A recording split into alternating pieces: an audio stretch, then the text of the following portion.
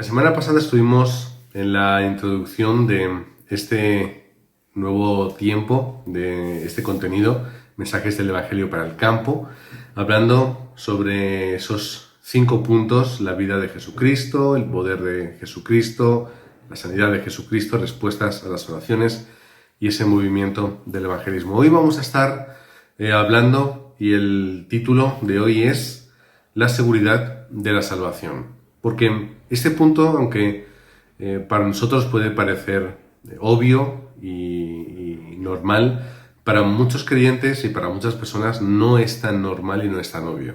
Primero, creyentes que han vivido años en entornos y en lugares donde no había seguridad de la salvación, donde la salvación tenía que mantenerse como ese deportista que tiene que perdurar. Y también personas que les cuesta creer, ¿no? Que todas sus malas acciones y todos sus problemas y circunstancias vayan a ser resueltos únicamente por gracia, únicamente a través de la fe. Eso hay gente que le cuesta comprender ese tipo de aspectos. Así que es importante que nosotros podamos tener clara nuestra seguridad de la salvación y que también tengamos claro cuál es el contenido de este mensaje, para que luego lo podamos compartir en el campo con nuevos creyentes, con demás discípulos. Para comenzar, vamos a leer en Efesios 2, del 1 al 2. Efesios capítulo 2, versículos del 1 al 2. Es una carta importante, la carta de Pablo a los Efesios, y el capítulo 2 tiene mucho contenido. Nos vamos a quedar en estos 2 primeros versículos que dice: y Él os dio vida a vosotros cuando estabais muertos en vuestros delitos y pecados, en los cuales anduvisteis en otro tiempo, siguiendo la corriente de este mundo, conforme al príncipe de la potestad del aire, el espíritu que ahora opera en los hijos de desobediencia. ¿Cuál es la condición del no salvado? Primer punto. Punto 1. ¿Cuál es la condición de la persona que no está salva? Pues aquí lo podemos ver, la condición de una persona que está muerta. ¿Por qué? Por sus delitos y pecados. Esta es la primera condición. Una persona en pecado es una persona que está muerta espiritualmente. Y el problema no es únicamente eso, sino que además en nuestro día a día es algo que se repite, es algo que es una constante en el día a día de una persona que es no creyente. Y podemos ver, versículo 2, en los cuales anduvisteis en otro tiempo. Estamos hablando de los delitos, de los delitos y pecados. En los cuales anduvisteis en otro tiempo, siguiendo la corriente de este mundo, conforme al príncipe de la potestad del aire, el espíritu que ahora opera en los hijos de desobediencia. Esta es la condición. La condición es decir, que las personas están oprimidas espiritualmente. Y es una condición que es una condición espiritual. Como podemos recordar Juan 8:44, vosotros sois de vuestro padre el diablo y los deseos de vuestro padre queréis hacer.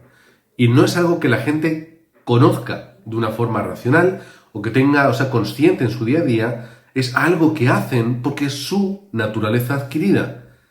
Como yo soy hijo de mi padre el diablo, hago sus deseos. Es la condición espiritual del ser humano. O Hechos 10:38, como Dios ungió con el Espíritu Santo y con poder a Jesús de Nazaret, y como éste anduvo haciendo bienes y sanando a todos los oprimidos por el diablo, porque Dios estaba con él. A todos los oprimidos por el diablo. Esta es la condición espiritual del ser humano. Es decir, para tener seguridad de la salvación tenemos que comprender de dónde hemos salido. De mis acciones, mi pecado, mi condición espiritual, mi opresión de Satanás. Pero no solamente es este el problema, sino que luego también esto nos lleva a sufrir un estado mental muy complicado y muy difícil. Por eso en Mateo capítulo 12, versículos del 25 en adelante, saca varios apuntes y varios aspectos clave sobre las personas, cómo sufren mentalmente. Por ejemplo, versículo 25, Está hablando de que todo reino dividido contra sí mismo es asolado y toda ciudad o casa dividida contra sí misma no permanecerá. Está hablando del estado de las personas, cómo Satanás entra, cómo Satanás divide y lo que al final ocurre con el ser humano. Versículo 29. Porque ¿cómo puede alguno entrar en la casa del hombre fuerte y saquear sus bienes si primero no le ata? Entonces podrá saquear su casa. Ahora, ¿cuál es el estado de la persona?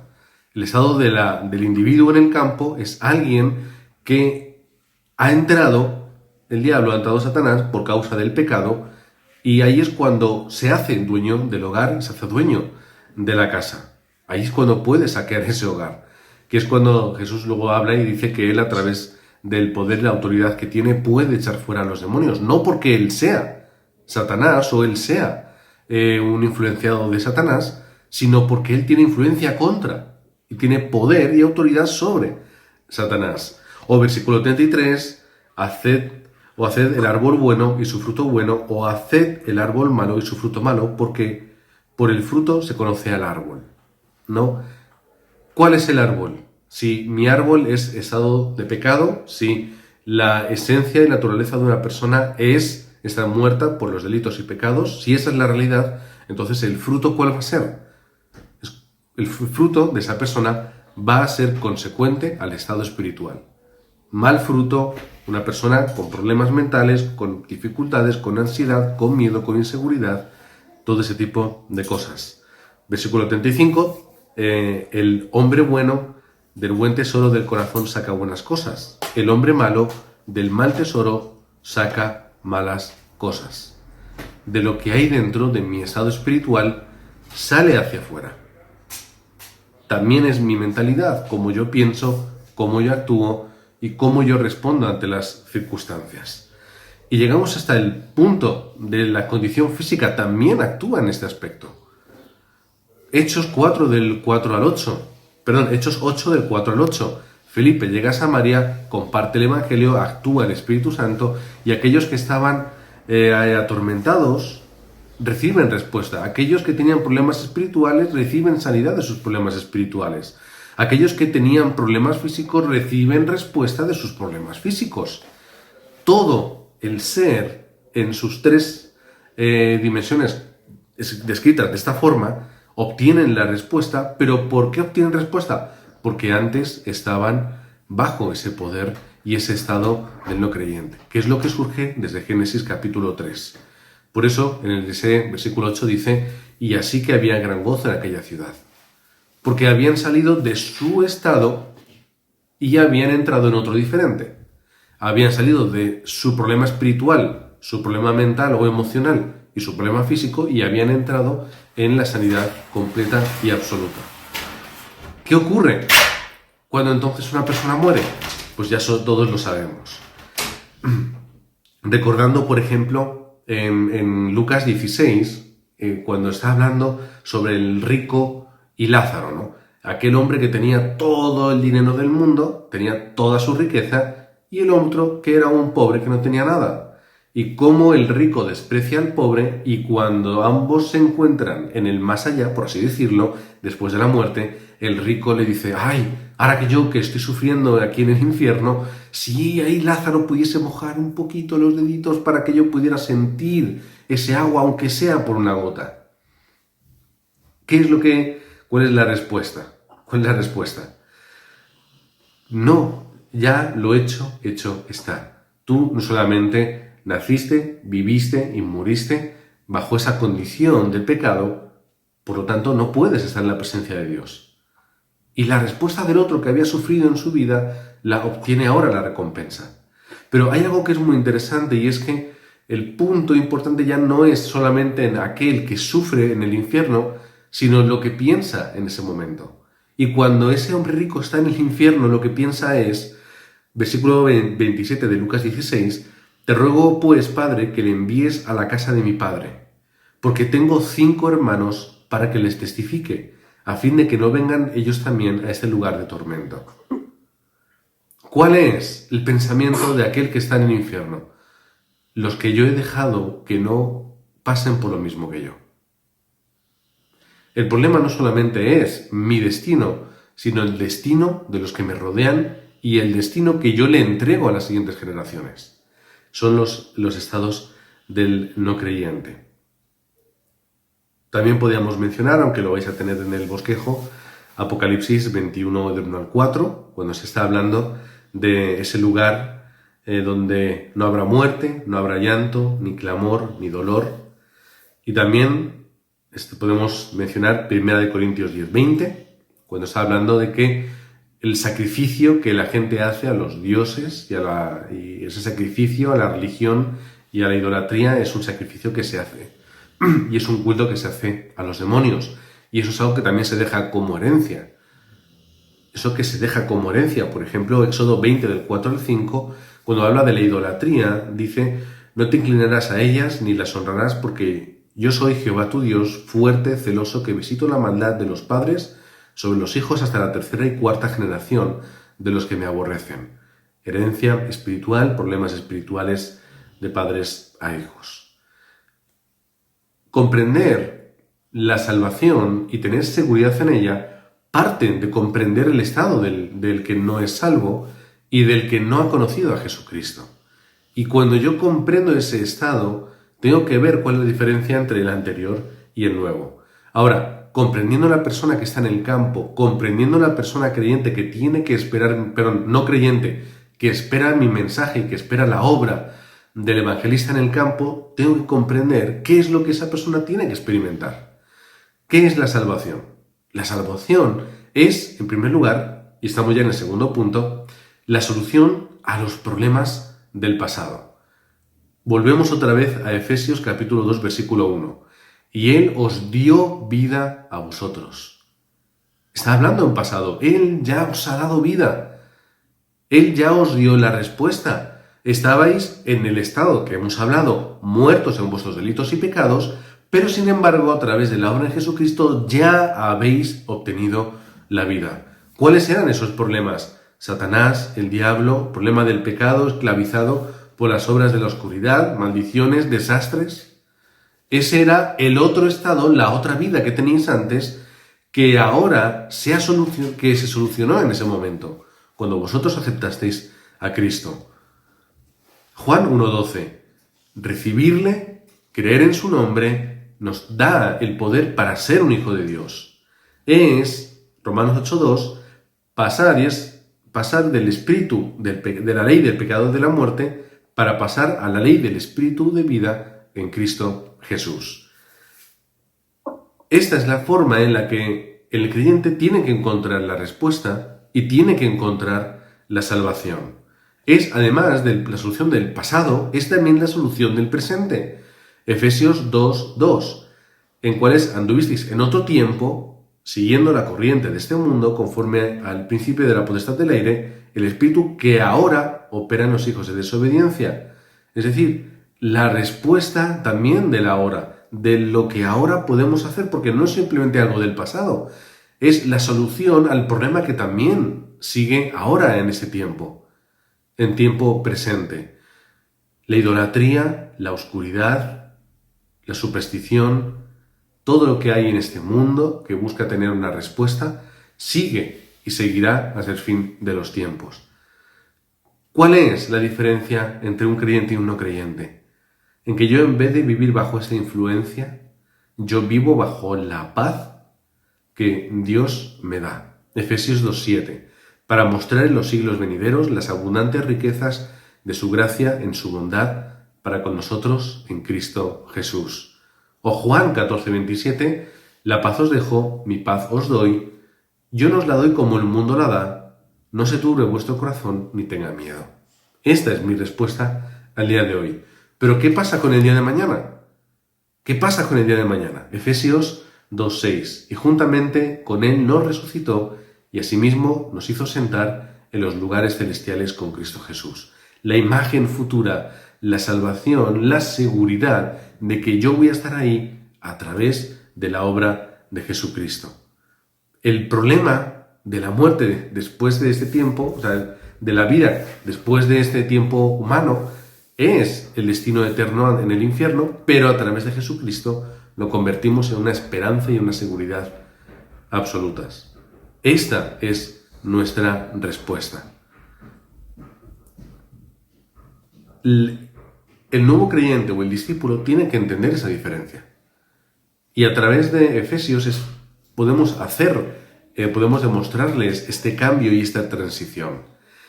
Primero, somos personas que estamos bajo la influencia de Satanás, con todos esos problemas. Intentamos encontrar respuesta de las formas que ya sabemos que el ser humano busca la respuesta. El resultado es ese vacío en el que todo el mundo está, por el cual tiene que llenar de algún tipo de satisfacción personal y satisfacción de la carne, para al final acabar de la misma forma. ¿Qué es lo que yo obtengo a través de Jesucristo? La solución del pasado, presente y futuro. No importa lo que yo haya hecho, no importan mis errores, ni los que vaya a cometer.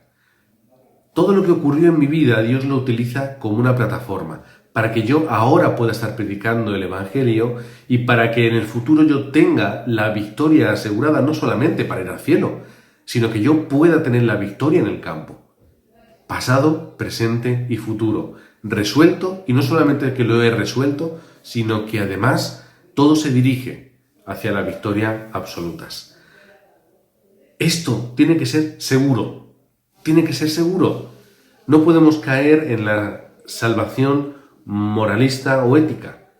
Es que yo soy salvo mientras que yo me porto bien, yo hago buenas cosas, Dios está contento conmigo, y cuando yo cometo un error, entonces me separo. Y esto es algo que la gente cree de verdad. La gente cree en esto, lo hemos dicho muchas veces, que cuando tú vas a un creyente y le preguntas, ¿eres salvo?, muchos no te saben responder, porque piensan conforme a méritos bajo las obras. Es que yo soy, es que yo no soy, es que yo hago, no hago, y todo este problema.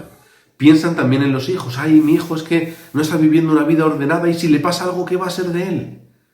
No tenemos esa seguridad y no tenemos ese concepto de salvación de obra de Jesucristo contundente y total, sino que aún tenemos que ser nosotros protagonistas de nuestra salvación. Si yo me salvo es porque yo he aguantado, he permanecido, pero si yo me pierdo es porque he cometido error, me he desviado, me he despistado. Este es el problema. Ahora, seguridad de la salvación. ¿Qué ocurre si yo no tengo seguridad en la salvación? Tercer punto.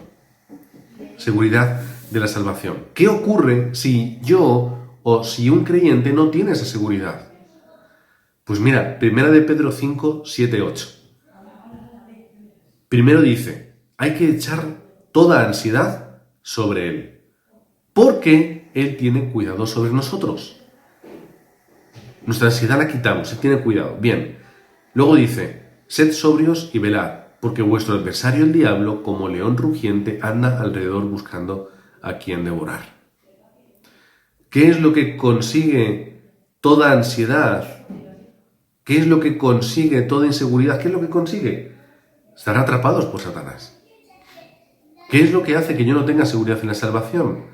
Que yo sea una persona que se mueva fácilmente, que viva con miedo, que viva con inseguridad, que viva con incertidumbre, que viva centrándome en aspectos que no son los importantes.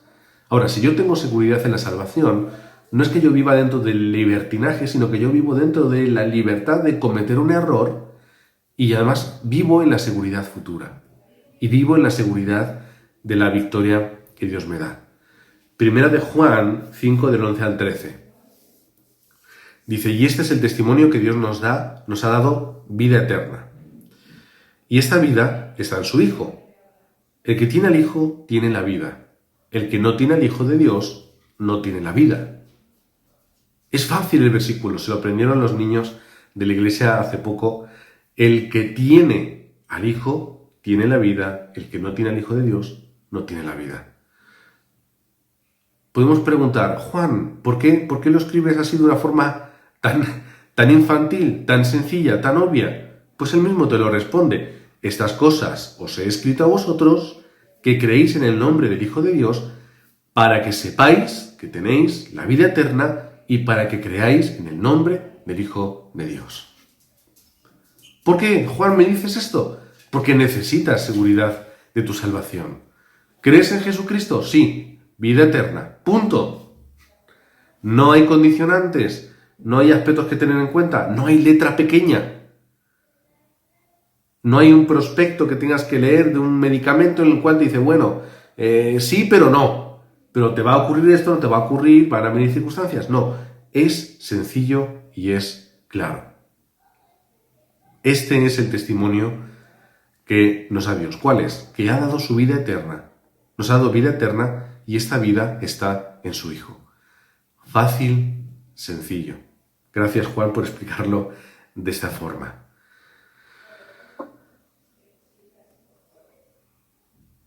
Cinco aspectos de la seguridad de la salvación. Ahora, cuando hemos leído lo que hemos leído ahora, estamos en 1 de Juan 5, del 11 al 13, ¿qué es lo que dice el versículo 10, que es el anterior? El que cree en el Hijo de Dios tiene el testimonio en sí mismo. Tenemos el testimonio de Jesucristo. Pero el que no cree a Dios le hace mentiroso, porque no ha creído en el testimonio de Dios acerca de su Hijo. Tengo que tener seguridad en lo que creo. ¿De verdad la palabra de Dios es real? Pues tenemos que creerla y asegurarla. ¿Qué es lo que tenemos que hacer con los creyentes y con los discípulos? Que ellos tengan seguridad en el testimonio que te habla la palabra de Dios. Que ellos tengan seguridad en el mensaje del Evangelio. Que ellos tengan seguridad en lo que Dios nos transmite a través de su palabra. ¿Cómo podemos hacer eso? Ordenando bien el mensaje y comprendiendo correctamente la esencia de su palabra. Seguridad. Pues el segundo aspecto, después de la salvación, seguridad a las respuestas de la oración. Muchos versículos te hablan de las respuestas a la oración. Juan 14:14. Si algo pidiereis en mi nombre, yo lo haré. Lucas 11:13. Pues si vosotros siendo malos sabéis dar buenas dádivas a vuestros hijos, ¿cuánto más vuestro Padre Celestial dará el Espíritu Santo a los que se lo pidan? Y así, versículo tras versículo, donde nos habla sobre esa respuesta a la oración. Y me gusta mucho Jeremías 3, del 33, del 1 al 3, donde dice, vino palabra de Jehová a Jeremías la segunda vez, estando él aún preso en el patio de la cárcel, diciendo, así ha dicho Jehová, que hizo la tierra, Jehová que la formó para afirmarla, Jehová es su nombre. Y el versículo que todos recordamos, clama a mí y yo te responderé y te enseñaré cosas grandes y ocultas que tú no conoces. Seguridad en esto. Seguridad en el Dios que se relaciona, en el Dios que se comunica, en el Dios que responde, en el Dios al que tú clamas y Él te escucha y está contigo. Y no solamente eso, sino que antes de que Jeremías clamara, Dios ya va, ve dónde está, ve cuál es su situación en el patio de la cárcel y le da ese mensaje y le reconforta. Tercera seguridad, la guía del Espíritu Santo. La guía del Espíritu Santo. Juan 14 es un gran ejemplo, versículos 16-17 por un lado, 26-27 por otro, fácil de recordar, en donde nos está hablando de ese Espíritu Santo que no solamente mora en nosotros, sino que es lo que Dios nos entrega. Dice, yo rogaré al Padre. O, versículo 27, a quien el Padre enviará en mi nombre. Es decir, es lo que Jesucristo nos entrega a través del Padre. ¿Para qué? Para que podamos recordar, para que podamos comprender, para que podamos disfrutar, como dice, donde no se turbe nuestro corazón ni tenga miedo. Es la paz, versículo 27 de 14 Juan, es la paz que nos deja, la paz que nos da, no como el mundo, sino como únicamente Él lo puede hacer. Es la respuesta del Espíritu Santo que tenemos que mostrar con seguridad. No es el Espíritu Santo que nos hace hablar en lenguas o que cuando tocamos a alguien se cae. Es decir, no tenemos que hablar de esa manifestación. Simplemente es el Espíritu Santo que mora en nosotros y que actúa a través de nosotros. Es fácil, es sencillo, todos lo tenemos. Ya vino Pentecostés, el Espíritu Santo llegó como una realidad a la iglesia primitiva y por lo tanto lo tenemos en nuestra vida. ¿Por qué? Porque yo a través de Jesucristo, creyendo en Jesucristo, Él me da ese consolador, Él me da ese abogado que tenemos para con nosotros. En cuarto lugar, seguridad del perdón de los pecados. Primera de Juan 1.9, si confesamos nuestros pecados, Él es fiel y justo para perdonar nuestros pecados y limpiarnos de toda maldad. Fiel y justo para perdonar pecados y limpiarnos de toda maldad. Toda. O Marcos 10:45, porque el Hijo del Hombre no vino para ser servido, sino para servir y dar su vida en rescate por muchos. Perdón de los pecados, rescate, limpieza, perdón, son aspectos que salen a relucir en estos dos versículos que un poquito que ejemplifican y resumen la obra de Jesucristo conforme nuestro pecado. El pecado que nos separó, el pecado que nos hizo estar esclavos, el pecado que nos mantiene atormentados, es el pecado que se ha visto limpiado a través de Jesucristo y por eso yo soy libre. Es la respuesta. Es lo que a los niños les hablaba el otro día. ¿Cuál es el problema del pecado del ser humano? Génesis 3. ¿Cuál es la respuesta ahora en nuestra vida? Y por eso podemos estar con Dios. Porque el pecado se ha ido, ha sido limpio y yo ya puedo ir hacia el Padre. Y al final la seguridad de la victoria que también tienen que tener los discípulos que estemos levantando. La seguridad de la victoria. Porque la victoria no depende de mí, ni de mis acciones, ni de mi fuerza, ni de mi inteligencia, ni de mi capacidad, sino que es la victoria absoluta a través de la obra perfecta que yo tengo que dejar que Dios haga a través de mí. Lo único que tengo que hacer es dejar que Dios obre a través de mí. Cuando lleguen circunstancias, 1 Corintios 10:13. Dice, no os ha sobrevenido ninguna tentación que no sea humana, es decir, que no sea superable por un hombre. Pero fiel es Dios, que no os dejará ser tentados más de lo que podéis resistir, sino que dará también, juntamente con la tentación, la salida para que podáis soportar. Ya nos da la respuesta, ya nos da la victoria. Romanos 8:37. Antes, en todas estas cosas, somos más que vencedores por medio de aquel que nos amó. Mensaje de Jesucristo. Mensaje de Dios, perdón, de Jesucristo, de Pablo en Romanos. Ahora, mensaje de Dios a Josué. Esfuérzate y sé valiente. ¿Por qué tengo que esforzarme y ser valiente? Porque van a llegar circunstancias que van a necesitar que te esfuerces y seas valiente. Pero, ¿cómo voy a hacer entonces la obra? Yo la haré. Es decir, Dios nos promete que va a hacer la obra, simplemente nos pide que nos mantengamos firmes en la fe, firmes en el camino, y Dios hará la obra por delante. Es una victoria segura. Este contenido tiene que reinar en el corazón de las personas. El creyente o el discípulo, entendiendo su anterior estado, tiene que comprender el nuevo y tener seguridad en esa transición. Tiene que tener seguridad en esa transición. Ese camino es de ida. Algunos lo explican de una forma como diciendo, bueno, lo importante no es saber si tú vas a perder o no la salvación, porque eso no lo vas a hacer, sino es si de verdad la tienes, ¿no?